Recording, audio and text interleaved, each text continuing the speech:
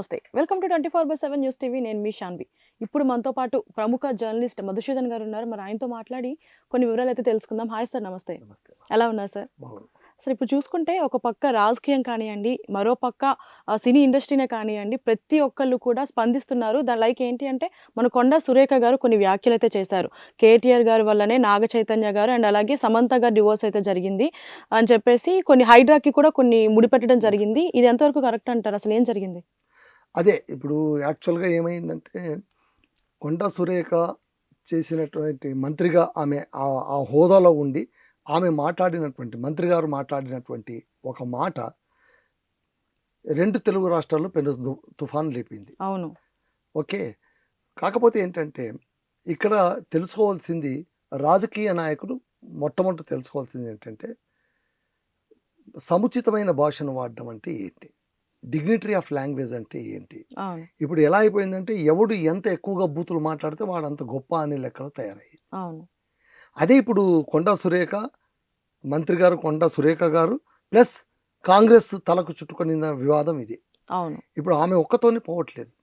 ఇప్పుడు ఆమె మాట్లాడింది వ్యక్తిగతంగా కొండా సురేఖ గారు మాట్లాడింటే దాని లెక్క వేరుగా ఉండేది. కానీ ఆమె ఒక మంత్రి స్థానంలో ఉండి ఒక రాష్ట్రానికి మంత్రి స్థానంలో ఉన్నటువంటి కాంగ్రెస్ నాయకురాలు వివాదాస్పదమైనటువంటి వ్యాఖ్యలు చేయడం, చాలా సులువుగా అలవోకగా మాట్లాడేసేయడం.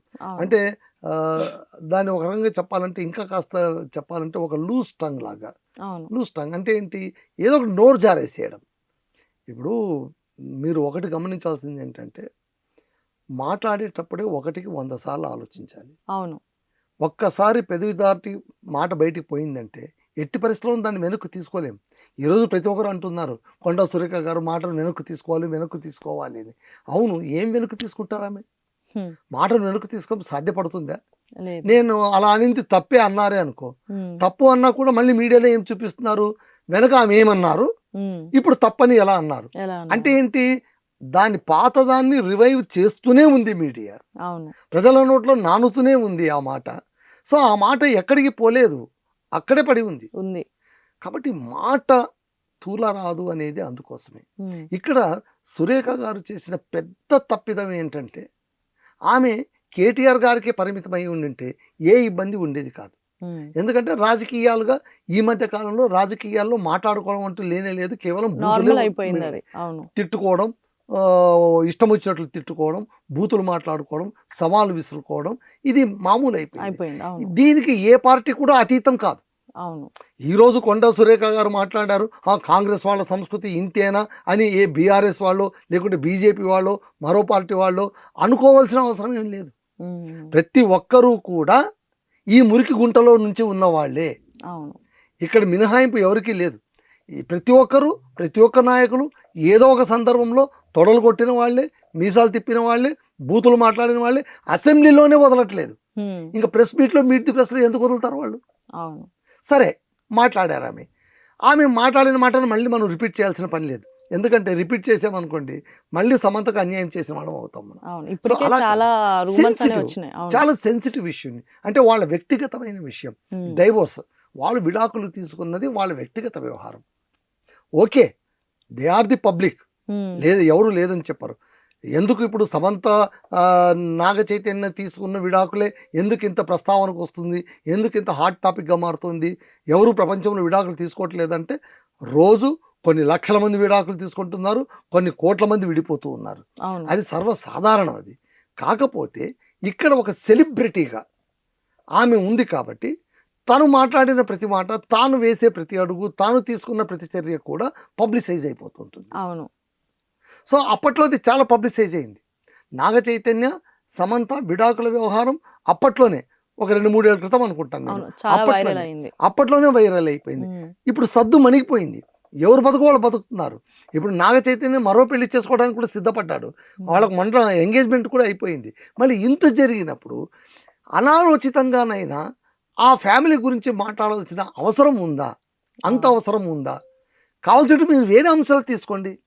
ఒక రాజకీయ నాయకుని టార్గెట్ చేయాలంటే కనుక 1,00,000 కారణాలు ఉంటాయి. ఏ కారణానైనా నువ్వు టార్గెట్ చేయొచ్చు. కానీ ఒక సెన్సిబుల్ విషయాన్ని, చాలా సున్నితమైన అంశాన్ని పట్టుకోవడం మూలంగా ఏమైపోయిందంటే బూమరాంగ్ అయిపోయింది. సార్ ఇప్పుడు ఈ విషయమనే కాదు, ఒక్క నాగ చైతన్య, సమంత విషయమనే కాదు, ఒకప్పట్లో పవన్ కళ్యాణ్ గారిది వాళ్ళ వైఫ్ ఎవరైతే ఉన్నారో వాళ్ళని కూడా పొలిటికల్‌లో లాగడం అంతే ఎంతవరకు కదా! కరెక్ట్ అంటారు? లాస్ట్ ఏపీ ఎలక్షన్‌లోన అవును. వైఎస్ఆర్‌సీపీ పార్టీ కొంచెం బ్యాడ్ అయిపోవడానికి కారణం ఏంటి? చివరికి జగన్మోహన్ రెడ్డి గారికి స్పీచ్ రాసిచ్చిన వాళ్ళు, ఆయన మాట్లాడే టైంలో కూడా ఆయనకు ముగ్గురు పెళ్ళాలు అని ప్రసంగం మొదలుపెట్టారు. ఎక్కడ? పోనీ ఏదైనా మెచ్యూర్డ్ గ్రూప్ ముందో లేకుంటే కనుక రాజకీయ సభల్లోనైతే పర్వాలేదు. అమ్మఒడి అంటూ పిల్లలకు అమ్మఒడి నిధులు విడుదల చేస్తూ 10వ క్లాసు, 8వ క్లాసు, 5వ క్లాసు చదివే పిల్లల్ని కూర్చోపెట్టుకొని ఆయనకు 3 పెళ్ళాలు అని మొదలు పెడితే మళ్ళీ ఎక్కడ పోయినట్టు ఇది? అప్పుడు కూడా వాళ్ళ వైఫ్ కూడా మీడియా ముందుకు వచ్చి నన్ను లాగొద్దు పొలిటికల్‌లో అని Yes. చెప్పేసి అన్నా సరే, Yes, yes. మళ్ళీ ఇప్పుడు తెలంగాణలో ఇదే రిపీట్ ఇదే అయింది. రిపీట్ అయింది. అంటే ఇక్కడ ఏమైపోయిందంటే సెన్సిబిలిటీ అనేది దాదాపు నశించిపోతుంది. అవును. Society should be more sensible. దీన్ని సెన్సిటైజ్ చేయడం ఎలా? ఎవరు సెన్సిటైజ్ చేస్తారు? ఇవాళ చూడండి, ప్రకాష్ రాజ్ రెచ్చిపోతున్నారు. అవును. ఆ తర్వాత పురంధేశ్వరి బీజేపీ అధ్యక్షురాలుగా ఆమె కూడా మాట్లాడారు. అవును. ఆ తర్వాత నాగబాబు మాట్లాడారు. చిరంజీవి గారు మాట్లాడారు. ఆర్జీవి గారు కూడా. కొండా సురేఖ వాళ్ళ భర్తను బయోపిక్ గా తీసినటువంటి రామ్ గోపాల్ వర్మ మాట్లాడారు. అవును. ఇంతమంది అగెన్స్ట్ గా మాట్లాడారు. ఇంతమంది అగెన్స్ట్ గా మాట్లాడుతూ వాళ్ళు ఏమన్నారంటే వీ సపోర్ట్ సమంత అని అన్నారు. అవును. వీ సపోర్ట్ సమంత అని అన్నారు. ఆమె కూడా ట్వీట్ పెట్టింది. చాలా అవును. పెద్ద ట్వీట్ పెట్టింది.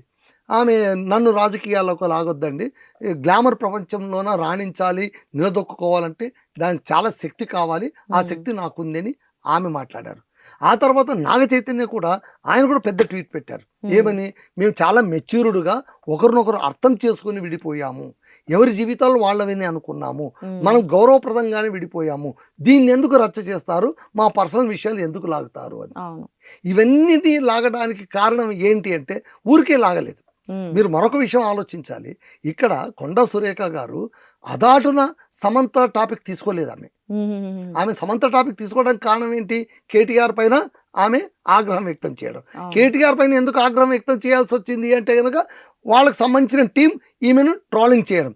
ఈమెనే కాదు, గతంలో మంత్రి సీతక్క గారి పైన కూడా ట్రోల్ చేశారు. ఇలా ట్రోల్ చేయడం వల్ల ఏమేమో వాయిస్ ఆడియో రికార్డులు బయటికి రావడం వల్ల దానికి ఆమె చాలా హర్ట్ అయిపోయారు, చాలా ఆవేదన చెందారు. కొండా సురేఖ గారు ఆవేదన చెందినప్పుడు ఒక మంత్రిని, అందులోనూ ఒక మహిళా మంత్రిని ఇలా అంటారా అని చాలా మంది సింపతి కూడా వ్యక్తం చేశారు. బట్ వెంటనే ఏమైపోయింది, ఈమె నోటి వెంట ఆ మాట రావడంతో ఆ సింపతి మొత్తం కొట్టుకుపోయింది. దీన్ని కూడా ఆవిడ ఎక్కడ కనెక్ట్ చేస్తారంటే, గతంలో కేటీఆర్ గారి మీద ఏదైతే ఫోన్ ట్యాపింగ్ ఇష్యూ అనేది వైరల్ అయిందో, అప్పట్లో కూడా కొంతమంది సెలబ్రిటీస్ వాయిస్ రికార్డింగ్స్ ఉన్నాయి అని అనడం మొదటి నుంచి ఇది నడుస్తూనే ఉంది. అవును. మొదటి ఇందులో సమంత గారు ఒకటే కాదు, రఘుల్ప్రీత్ సింగ్ ని కూడా లాగారు. అవును. ఆమె కూడా వచ్చేసారు. నేను అనేది ఏంటంటే ఎన్ కన్వెన్షన్ హాల్ ని మీరు కూల్చలేకపోయారు అన్న మాట అయితే వాస్తవం, దాన్ని ఎవడు కాదనలేడు. బుల్డోజర్ తీసుకొని పోయి నిలబెట్టారు, మళ్ళీ వెనక వచ్చింది. బీఆర్ఎస్ ప్రభుత్వంలోనే ఇది జరిగింది. ఆ రోజు అందరూ అనుకున్నారు కూడా, ఎందుకు తీసుకుని పోయినట్టు, ఎందుకు వాపసు వచ్చినట్టు, వాళ్ళ మధ్య ఏమో డీలింగ్ జరిగిందా అని చాలా మంది అనుకున్నారు. అది నిజం కావచ్చు కాకపోవచ్చు, వీ డోంట్ నో. బట్ ఆ అనుమానానికి తావిచ్చింది మాత్రం ఆ చర్యనే. అవును. ఇప్పుడు హైడ్రా వచ్చిన తర్వాత కాంగ్రెస్ ప్రభుత్వంలోన మొత్తం దాదాపు 300 నుంచి 400 కట్టడాలు కూల్చిపడేశారు. అవును.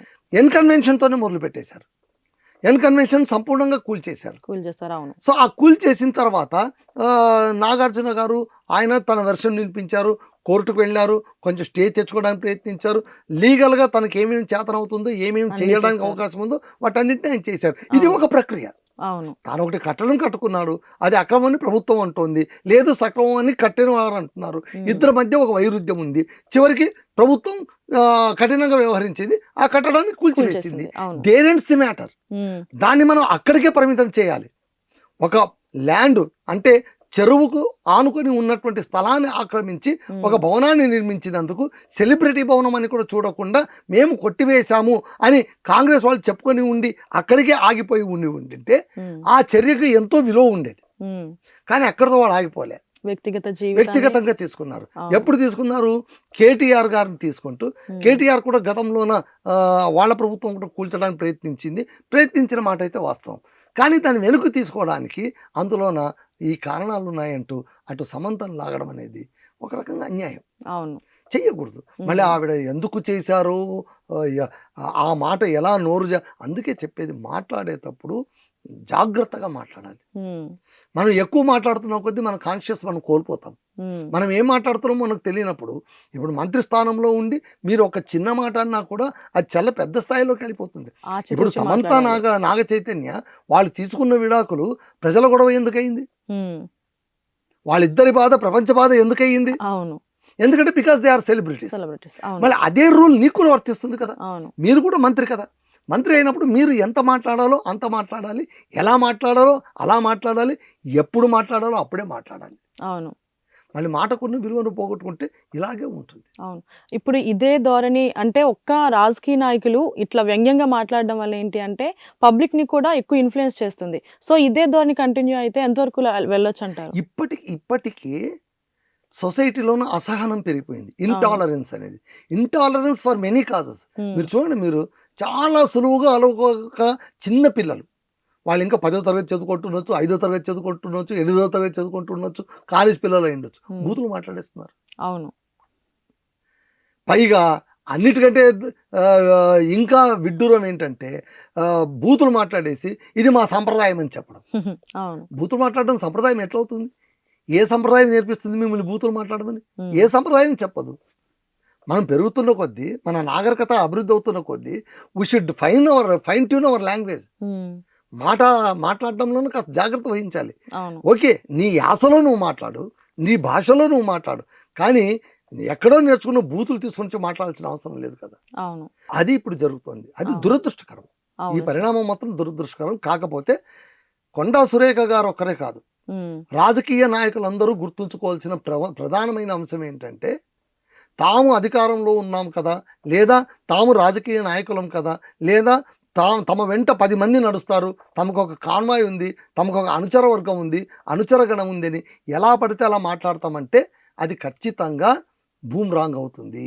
ఖచ్చితంగా. అవును, అది ఎటుపోతుందో తెలియదు. ఇప్పుడు చూడండి, యాక్చువల్గా ఈరోజు ఉదయమే ఆమె మీడియా ముందుగా ఆ వ్యాఖ్యల్ని వెనక్కి తీసుకున్నానని చెప్పింది. కానీ ముందు మనం అనుకున్నట్టు వెనక్కి తీసుకోవడం అంటే ఏమీ ఉండదు.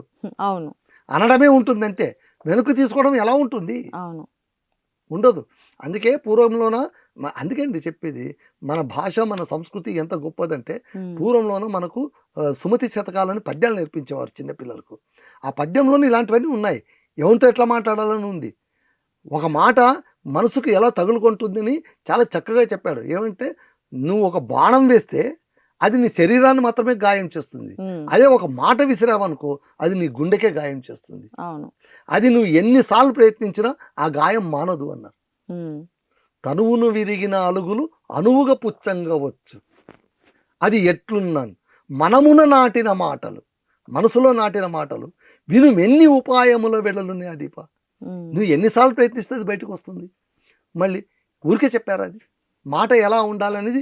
అందుకే చెప్పేది మన సంస్కృతి నేర్చుకోవాలి, భాష గురించి నేర్చుకోవాలనేది. ఎందుకంటే ఎందుకోసమే అది నిన్ను పెంచుతుంది, పెద్ద చేస్తుంది, నీకు మంచి అంటే ఏంటో చెప్తుంది, నువ్వు ఎలా మాట్లాడాలో చెప్తుంది. వీటన్నింటినీ కాదనుకొని నా ఇష్టారీతిగా ఎవరేమనుకుంటా నాకేమని విర్రవీగితే పరిస్థితులు ఇలాగే ఉంటాయి. మరి ఇప్పుడు దీనికి సంబంధించి మన కాంగ్రెస్ అధ్యక్షుడైన మన రేవంత్ రెడ్డి గారు ఏ విధంగా స్పందిస్తారు? కాంగ్రెస్ అధ్యక్షుడు కాదులేండి, కాంగ్రెస్ అధ్యక్షుడు మహేందర్ అయినా ఇప్పుడు సీఎం గారు ఇంకా రెస్పాండ్ కావాలి.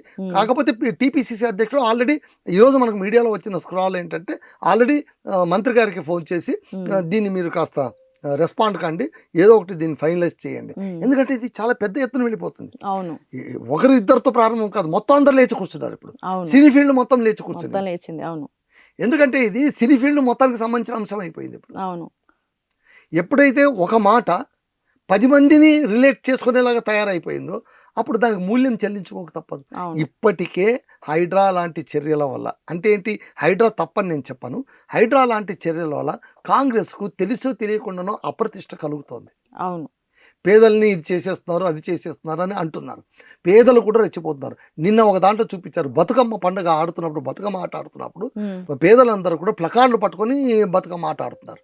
ఏంటి, మా భవనాలు మా ఇళ్ళు కూల్చేయకండి, మమ్మల్ని ముంచేయకండి, ఇది పాలన కాదు అని చెప్తూ నిరసన వ్యక్తం చేస్తూ బతుకమ్మ ఆడారు. అవును, మరి హౌ ఇట్ గోస్ అనేది అందుకే చెప్పేది గవర్నెన్స్ అనేది చాలా కష్టమైన విషయం. ఎందుకంటే మీరు తీసుకునే ఒక నిర్ణయం మీరు మాట్లాడే ఒక మాట, మీరు వ్యక్తం చేసే ఒక అభిప్రాయం అది ఎలా వెళుతుంది అనేది వెళ్ళిన తర్వాత కానీ మీకు అర్థం కాదు.